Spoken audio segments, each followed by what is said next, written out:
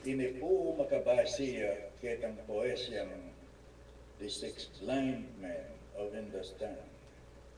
Di nga na mabulag at tao sex mon. Ating nga na matayin tungol mabiyasang tao king sasmuan. Sa biklaking pamag-aral bistat deti bulaglangan. Misan piyayag katandeng pag-aralan ng damulag banting upayang ing belwan da lumapad at miragdag. Sinakelang bangkarete pepayatad laking sakanan.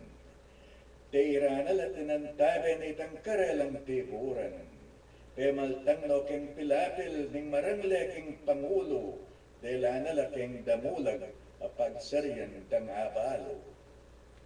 Ing mumo na katalana karang sago nga nangagad. Antiya mo palang lait mo pinmila luyalapad. At ing kadwa akap-kap ne itangiking balag-balag. Kambing nang gili sa lubid yay ngalkos ning damulag. Ing katluwa talanoren malalam ng busbusarong. Antiya mo palang lungga nga na ekong mabalatong.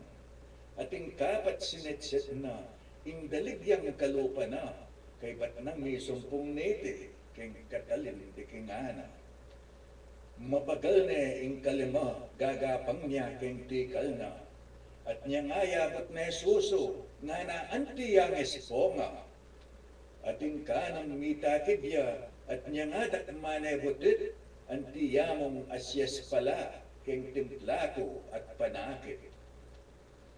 Kabudkaw lirareti, anting mika edukasyon, balang metong tipilit na, ing masyas ng deklarasyon, nengerelo sa tagkil, damulag ng pegaralan, tat basira, ing malira, alang tinod ni metong man. Deng reliyon makanyan la, e kompleto yung tuturura, maragulyay nga pong geno, nya pindete may salbagla. Anya sukating gawan ta, maniwala ta na kaya. E tabalo nung sanang gusto, neng marakal yung istorya. Takal pong salamat.